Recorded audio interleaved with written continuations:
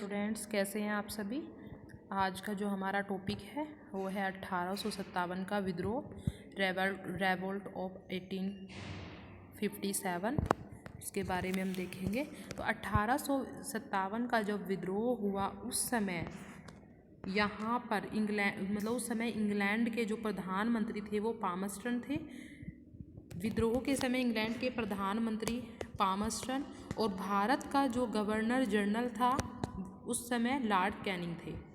1857 के विद्रोह के समय भारत के गवर्नर जनरल जो थे वो लॉर्ड कैनिंग थे। विद्रोह के समय कंपनी का जो मुख्य सेनापति था वो था जॉर्ज एनिसन। कंपनी का मुख्य सेनापति जॉर्ज एनिसन था। और विद्रोह प्रारंभ के बाद जब विद्रोह शुरू हो गया और उसके बाद में जो नियुक्त सेनापति था वो था कोलिन कैंपबेल। विद्रोह के समय भारत का सम्राट, जो मुगल सम्राट था विद्रोह के समय भारत का, वो था बहादुर शाह जफर। तो बहादुर शाह जफर मुस्लिम सम्राट थे, आखिरी सम्राट थे। बहादुर शाह द्वितीय भी इनको कहा जाता है। और जफर इनका नाम इसलिए जफर इनका नाम पड़ा क्योंकि जफर नाम से कविताएं लिखते थे, तो इसलिए उन्हें बहादुर शाह जफर भी कहा जाता है।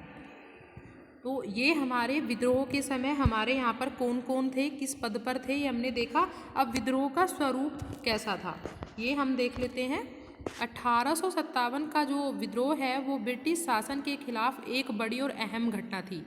ब्रिटिश शासन के खिलाफ बड़ी घटना थी ये। इस क्रांति की जो शुरुआत है, जो स्टार्टिंग है, वो 10 मई 1857 को मेरठ से हुई थी। मेरठ से हुई और धीरे धीरे कानपुर, बरेली, झांसी, अवध आदि स्थानों तक भी ये फैल गई। इन सभी स्थानों पर ये फैली और एक सैन्य विद्रोह के रूप में हो गई। लेकिन समय के साथ उसका जो स्वरूप है वो बदलकर ब्रिटिश सत्ता के विरुद्ध एक जनव्यापी विद्रोह के रूप में हो गया। धीरे धीरे इसका जो स्वरूप है वो बदलता चला गया और ब्रिटिश सत्ता के विरुद्ध एक जनव्यापी विद्रोह बन गया, जिसे भारत का प्रथम संग्राम कहा गया है। भारत का प्रथम संग्राम इस विद्रोह को कहा गया। विद्रोह का क्षेत्र जो है 1857 के विद्रोह का जो क्षेत्र था वो दिल्ली, झांसी, ग्वालियर, लखनऊ, जगदीशपुर, कानपुर यहाँ तक ये फैला सीमित क्षेत्र था। तो इसके बारे में देखेंगे। दिल्ली जो थी, दिल्ली में इसका जो नेतृत्व है वो बहादुर शाह जफर ने किया।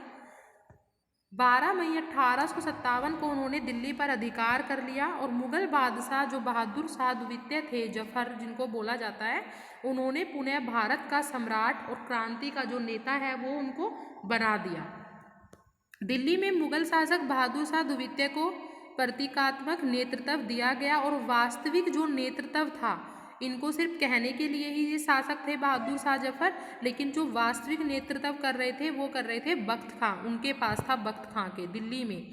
दिल्ली पर अंग्रेजों का जो दोबारा से अधिकार हो जाता है वो सितंबर 1857 को पूरी तरह हो गया। और इस संघर्ष को दबाने के लिए अंग्रेज जो अधिकारी थे वो जॉन निकोलसन, हडसन और लॉरेंस को भेजा जाता है, जिनमें जॉन निकोलसन जो है वो मारा जाता है। तो यहाँ हमारा दिल्ली का बहादुर शाह जफर ने नेतृत्व किया, ये हमने देखा। अब झांसी में रानी लक्ष्मीबाई जो है नेतृत्व कर रही थी। जून 1857 में रानी लक्ष्मीबाई जो है उन्होंने नेतृत्व में विद्रोह जो है उनके नेतृत्व में प्रारंभ हुआ और झांसी में हुरोज की सेना से पराजित होकर वे ग्वालियर पहुंची। हुरोज जो थे वे अंग्रेजों की तरफ से थे, उनकी सेना से पराजित होकर वे ग्वालियर चली जाती हैं। तात्या टोपे झांसी की रानी से जाकर मिल जाते हैं, उन दोनों की दोस्ती हो जाती है। तो झांसी की रानी जो है सैनिक वेशभूषा, सैनिकों की मतलब कपड़े पहनकर लड़ती हुई दुर्ग की दीवारों के पास वीरगति को प्राप्त हो जाती है। वो लड़ती रहती है सैनिकों की वेशभूषा में और मर जाती है, वो वीरगति को प्राप्त हो जाती है।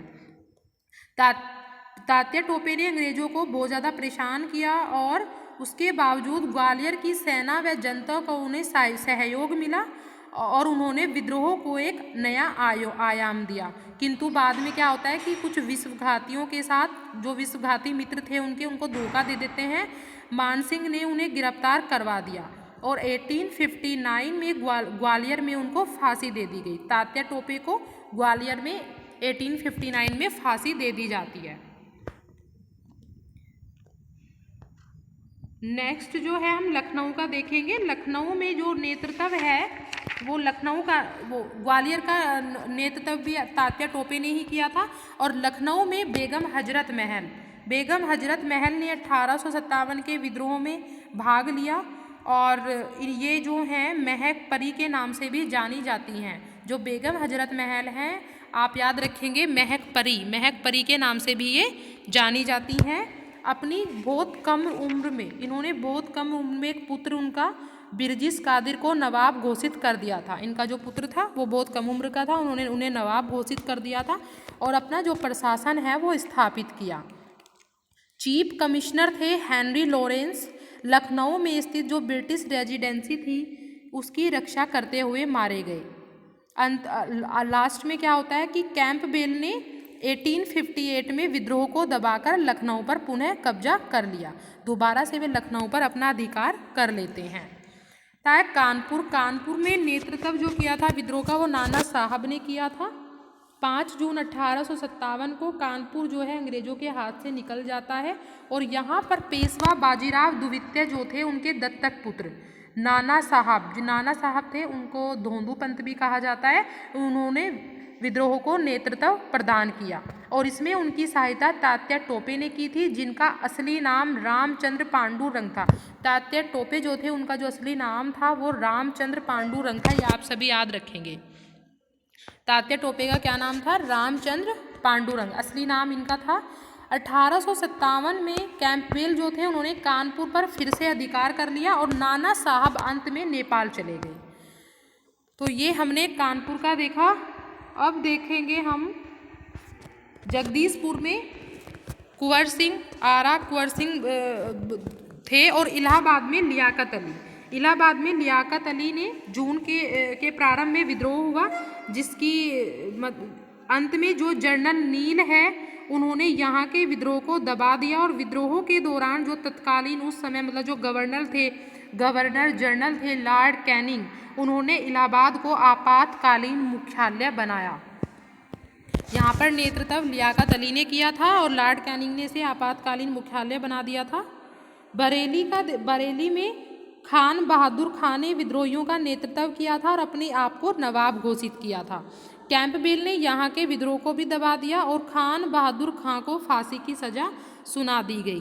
खान बहादुर खां जो है वो मतलब फांसी उनको हो जाती है।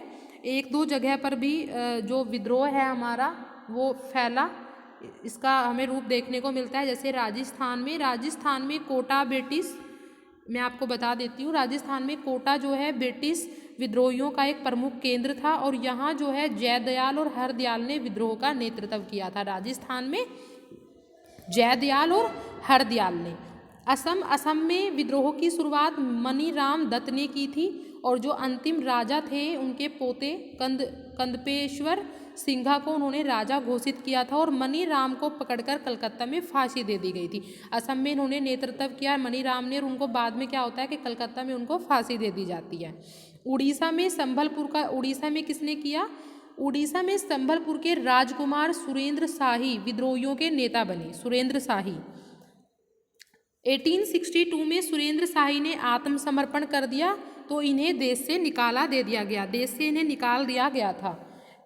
ये हमने अपने फैजाबाद में देख लेते हैं। फैजाबाद में नेतृत्व जो है अहमदुल्ला ने किया था और कैंपबेल जो थे उन्होंने यहाँ के विद्रोह को भी दबा दिया गया था। बिहार का जगदीशपुर में विद्रोह जो है कुंवर सिंह ने किया। कुंवर सिंह की मृत्यु के बाद विद्रोह का जो नेतृत्व है इनके भाई थे अमर सिंह, उन्होंने किया। अंत में विलियम टेलर और विंसेंट आयर ने यहाँ के विद्रोह को भी दबा दिया। तो ये हमारा जो विद्रोह है वो सीमित क्षेत्र तक ही फैला।